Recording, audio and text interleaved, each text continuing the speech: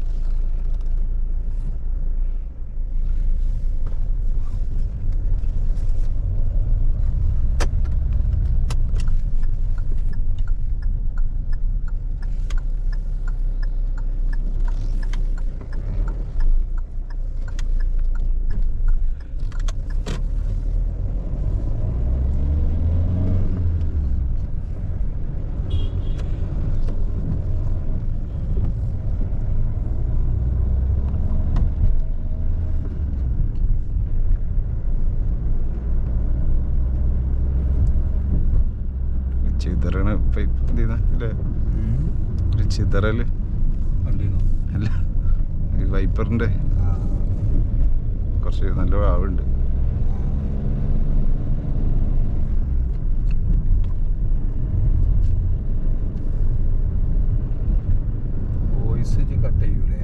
ഇല്ല ഇതിങ്ങനെ raw voice. ഇതിപ്പോ എത്ര അതാണ്. ഇതിപ്പോ എത്ര മാസമായി? 2-3 മാസമായില്ലേ എടുത്തിട്ട്? ഇത്ര ഒരു എക്സ്പീരിയൻസ് എന്താ ഓടിച്ച ഒരു കംഫർട്ടൊക്കെ? മാരുതി വണ്ടിയും മാരുതി എന്നല്ല ഇപ്പൊ മാറിയേ. അതെ, ഞാൻ അതിന്റെ മുന്നേ ടൊയോട്ട ആയിരുന്നു. ടൊയോട്ടന്ന് മാരുതിയിലേക്ക് വന്നു. മാരുതി ബ്രസ് ആയിരുന്നു. അപ്പൊ ആ വണ്ടിയിൽ നിന്ന് നമ്മൾ ഈ വണ്ടിക്ക് വരുമ്പോൾ നമുക്ക് എന്തായാലും അതിന്റെ പവറാണെങ്കിലും പിന്നെ നമുക്ക് നമുക്ക് വണ്ടിയുടെ ഒരു വെയിറ്റ് നമുക്ക് ഫീൽ ചെയ്യുന്നുണ്ട്. മെയിനായിട്ട് തോന്നി വെയിറ്റ് ആണെങ്കിൽ നമുക്ക് വണ്ടി എന്ന് വെച്ചാൽ ഇപ്പോൾ ബ്രസ്സും പൊതുവെ എല്ലാവരും പറയുന്നത് ബ്രസ്സിൻ്റെ ഇതും ഷിഫ്റ്റും ഏകദേശം ഇതാണ് എന്നുള്ളത്. എന്നാലും എനിക്ക് തോന്നുന്നു ഷിഫ്റ്റായിട്ട് കുറച്ചുകൂടി പവർ ഉണ്ട് ബ്രസ്സ. പക്ഷെ ബ്രസ്സിൻ്റെ ഒരു വേറൊരു ലെവൽ തന്നെയാണ് നമ്മൾ XUV അല്ലെങ്കിൽ ആ ലെവലിൽ വരുന്ന വണ്ടിയിൽ ഇത്.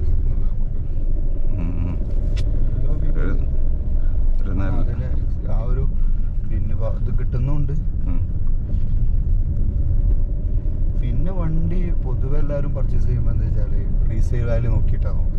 പക്ഷെ നമ്മളെ വണ്ടീൻ്റെ വലിയൊരു സംഭവം എന്താ വെച്ചാൽ ശരിക്കും റീസെയിൽ വാല്യൂനായിട്ട് നമ്മളെ വണ്ടീൻ്റെ കംഫർട്ടാണ്. നമ്മൾ അതായത് റീസെയിൽ വാല്യൂ മാത്രം നോക്കിയാണ്ട് നമ്മൾ വണ്ടി എടുക്കുകയാണെങ്കിൽ പിന്നെ ഒരിക്കലും പിന്നെ നല്ലൊരു ഇത് കിട്ടൂല. വണ്ടി ഓടിക്കുമ്പോൾ നമുക്ക് കിട്ടുന്നത് ഉണ്ടല്ലോ ഒരു കംഫർട്ടും കുറെ. പിന്നെ ലോങ് ഒക്കെ അല്ലേ കൂടുതൽ പോകാനുള്ള കാര്യങ്ങളൊക്കെ നമ്മൾ ലോങ് തന്നെയാണ് യാത്ര കൂടുതൽ ചെയ്യുന്നത്. പിന്നെ ഇപ്പോൾ ഇത് ഡീസൽ ആയതുകൊണ്ട് തന്നെ നമുക്ക് ഇപ്പം പ്രസന്റ് ഒക്കെ ആ ഒരു മൈലേജ് തന്നെ നമുക്ക് ഇതിനും കിട്ടുന്നുണ്ട്. ഇതിന്റെ മൈലേജ് നല്ല ഇത് എനിക്ക് തോന്നുന്നു ചിലപ്പോൾ പ്രസന്റിന് അതേ മൈലേജ് തന്നെ കിട്ടുന്നുണ്ട്. പക്ഷെ പൊതുവെ നമ്മൾ മാരുതിക്ക് പോകുന്നത് പിന്നെ നല്ല മൈലേജ് ഉണ്ടാവും, പിന്നെ ഈ റീസെയിൽ വാല്യൂ ഉണ്ടാവും. ഇതാ നോക്കിയിട്ടല്ലേ. പക്ഷെ റീസെയിൽ വാല്യൂനാട്ടിയും വലുതാണ് നമ്മളെ വണ്ടിയുടെ ഡ്രൈവിംഗ് കംഫർട്ട് എന്ന് പറഞ്ഞത്. അത് എല്ലാവരും ചിലപ്പോൾ അങ്ങനെ ചെയ്തോളണമെന്നില്ല കേട്ടോ. ചിലർക്ക് ഇപ്പോൾ അൾട്ടോ 800 അല്ലെങ്കിൽ മറ്റുള്ള വണ്ടികളും ഇപ്പോൾ എല്ലാ വണ്ടികളും ഉപയോഗിക്കുമല്ലോ. ആ വണ്ടീനെ താത്തി പറയില്ലെങ്കിൽ ആ വണ്ടി അത്ര മോശമാണോ എന്നുള്ളതല്ല. ആ വണ്ടി ഇതിൻ്റെതായിട്ടുള്ള കംഫർട്ട് ഉണ്ട്. പിന്നെ ഒരു പരിചയം വണ്ടിയുടെ ഡ്രൈവിങ്ങുമാണ്.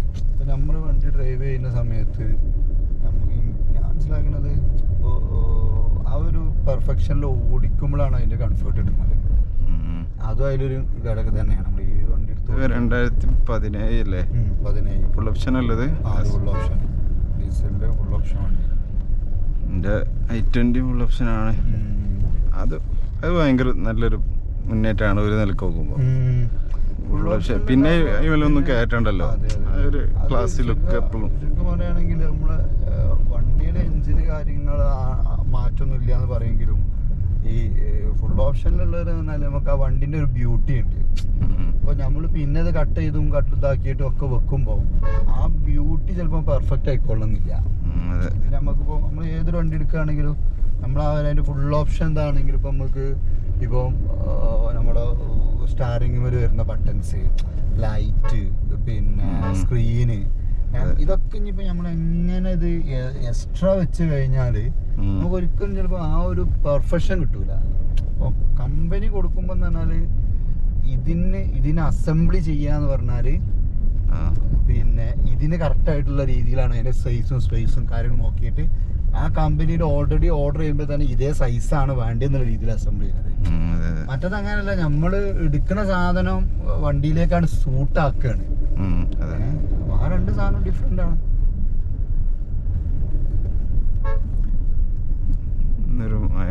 മഴക്കുറണ്ടല്ലേ പക്ഷെ രണ്ട് സൈഡൊന്നും ഇല്ലല്ലോ.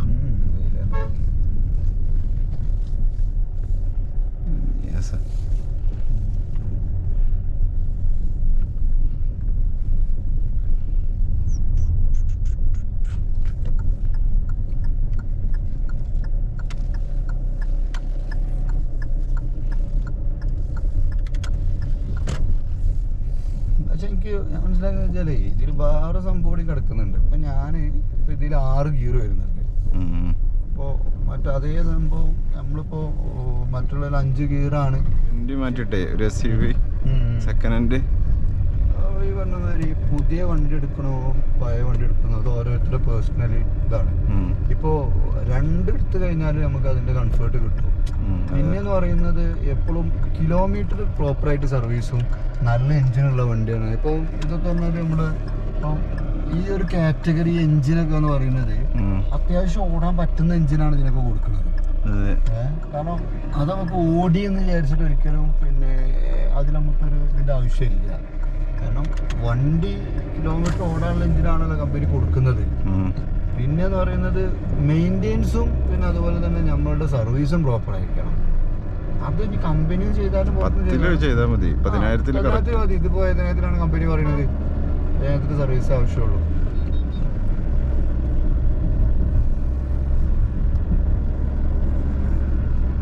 പുതിയ ബ്രസയിലൊക്കെ നല്ല ഫീച്ചേഴ്സ് ആട്ടോ. ഞാൻ നാളെ ഓടിച്ചു നോക്കിയേ.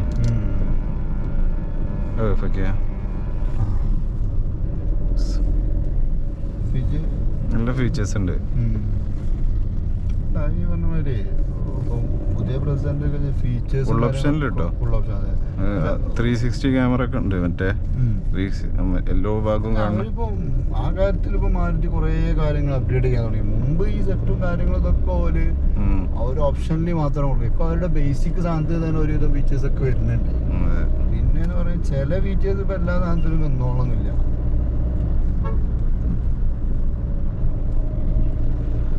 പൊതുവെ വ്യത്യസ്തമായിട്ട് മോഡൽ ഇറക്കണ മാതിരി തന്നെ എത്ര പറഞ്ഞാലും.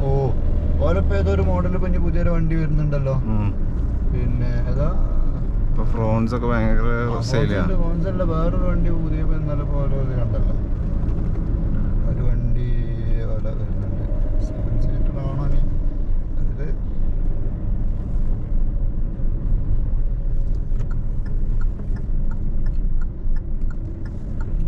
അതെന്താ വെച്ചാല് ഇവരുടെ വണ്ടിയുടെ ഒറ്റ പ്രശ്നം എന്താ വെച്ചാൽ ഇതാണ്. ഇവര് വെയിറ്റ് പിന്നെ കുറച്ചിട്ടാണ് അധികം വണ്ടികളും വലിയ അത് ഈ ടാക്സ് മറ്റുള്ള ബന്ധപ്പെട്ടതാണ് അവരത് ചെയ്യുന്നത്. പക്ഷെ അതുകൊണ്ടൊക്കെയാണ് ആ വണ്ടീൻ്റെ ഒരു ക്വാളിറ്റി അവരെന്ത് ചെയ്യുന്നില്ല, കുറെ അത് കീപ്പ് ചെയ്യുന്നില്ല. ഫീച്ചേഴ്സും കാര്യങ്ങളൊക്കെ ഉണ്ട്. പക്ഷെ അതൊരു പിന്നെ പുറത്തിറങ്ങി ആക്സിഡന്റ് ഒക്കെ പറ്റിയല്ലോ. ബൈക്ക് വന്നിട്ട് വീണിട്ട് സ്പൈഡർമാനാണ്.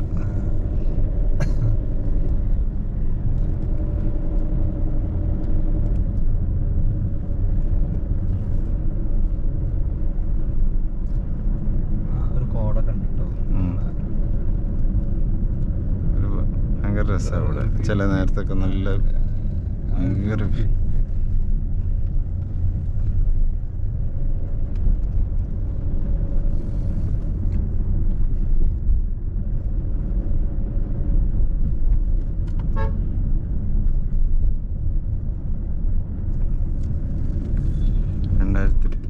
മോഡൽ. ഈ സെൽറ്റോസും പിന്നെ ഇതേ ഒരു ഇതിൽ തന്നെ വരുന്നതാണല്ലോ. അതിന് മെയിനായിട്ട് ഈ ഹോണ്ടായിൻ്റെ ഒക്കെ ഒരു പ്രത്യേകത എന്ന് വെച്ചാൽ ഫീച്ചേഴ്സിൽ ഒരു കോംപ്രമൈസും ഇല്ല. അത് കിയ അങ്ങനല്ലേ, അത്രയും 2017 കമ്പനി ഇത്രയും ഫീച്ചേഴ്സ് കൊടുത്തു. അപ്പൊ ഇതിന്റെ ഒക്കെ 2025, 24, 25 ഒക്കെ വണ്ടിന്റെ മോഡൽ എന്താക്കാനും അല്ലെങ്കിൽ എന്താക്കാനും ഫീച്ചേഴ്സ്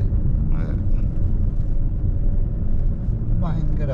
പിന്നെ അതിന്റെ വേറെ ഭയങ്കര കംഫർട്ട് എന്താ വെച്ചാല് ഈ സാധനം ഡ്രൈവ് ചെയ്ത് ഇതിന്റെ ഒരു ഇതിന് വന്നോന് പിന്നെ മാരുതിനെ കുറിച്ചിട്ടോ അല്ലെങ്കിൽ മറ്റുള്ള അതിന് ഒരു മാരുതിനായിട്ട് നല്ല കേട്ടോ വേറെ കമ്പനിയിലേക്ക് പിന്നെ പ്രീമിയം കാറ്റഗറിയിലേക്ക് അല്ലാതെ താഴെയുള്ള തരത്തിൽ വരുന്ന നമ്മളെ ബഡ്ജറ്റിലെ വണ്ടിയിൽ നമുക്ക് വരുമ്പോൾ ഒരിക്കലും ഇതിൽ കിട്ടുന്ന ഒരു കംഫർട്ട് നമുക്ക് കിട്ടൂല. ഭയങ്കര ഒരു നമുക്ക് കിട്ടുന്നൊരു ഫീൽ തന്നെയാണ്. നടക്കില്ലേ